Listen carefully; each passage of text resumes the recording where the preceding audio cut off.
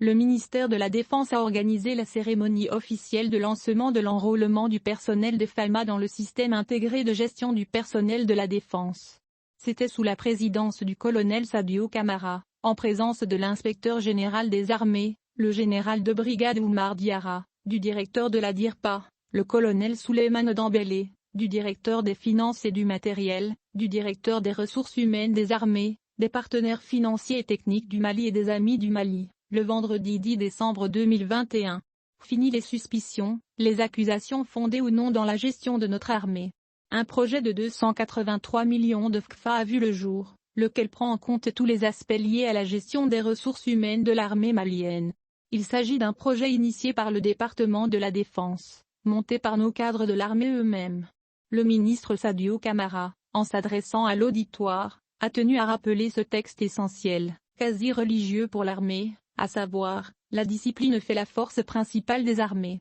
Selon le ministre de la Défense, pour cultiver cela, les chefs doivent avoir le souci constant des intérêts matériels et moraux de leurs subordonnés pour lesquels ils sont des guides bienveillants et sur lesquels ils prennent l'ascendant par l'exemple qu'ils leur donnent ainsi que la confiance qu'inspire leur caractère.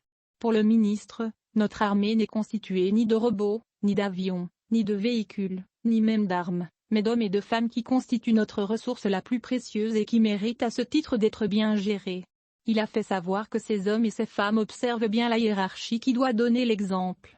Dès lors, sous le leadership de son Excellence, le colonel Assimi Goïta, président de la République, chef suprême des armées, un accent particulier a été mis sur la gestion efficiente et efficace du personnel de l'armée, a indiqué le ministre de la Défense.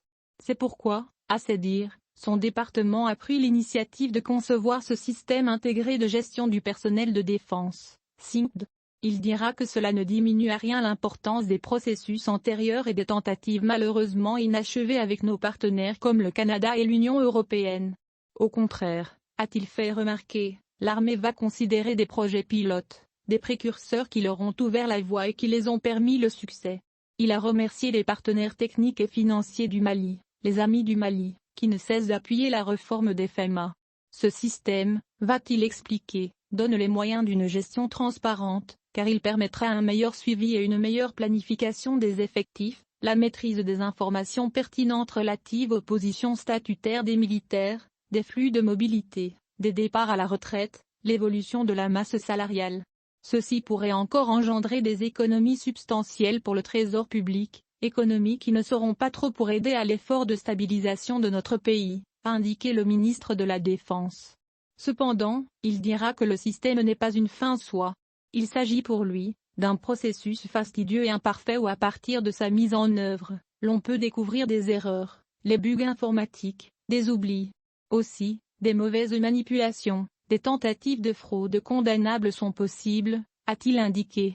Et d'ajouter que cela dépendra d'eux-mêmes, en tant que chefs militaires de signaler, de réprimer quand il le faut et surtout de chercher à résoudre de manière constructive, transparente et efficace sans suspicion déplacée, mais sans complaisance non plus. Le ministre a aussi fait savoir que leur a dit que les ordres seront exécutés lorsque ceux qui les reçoivent auront compris le but et la portée. Il a invité tout un chacun à la sensibilisation.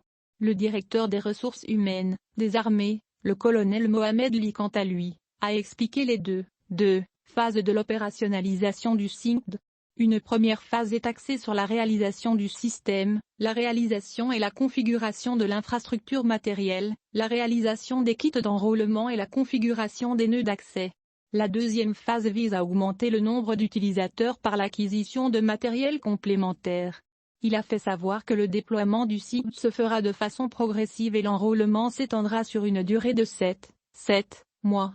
Selon lui, l'étape sera assurée par 10 équipes dotées chacune d'un kit d'enrôlement. Alors, les militaires, va-t-il indiquer, vont se prémunir d'une carte d'identité militaire, d'une copie d'acte d'incorporation, non obligatoire, d'un extrait d'acte de naissance, non obligatoire, d'une carte NINA, non obligatoire, d'une carte AMO, non obligatoire, d'un passeport, non obligatoire, d'un permis de conduire, non obligatoire. Toutefois, une phase de vérification de toutes les données est prévue avant la validation des données dans le système, va-t-il ajouter. Rappelons que le ministre et les autres hiérarchies militaires ont été enrôlés sur place.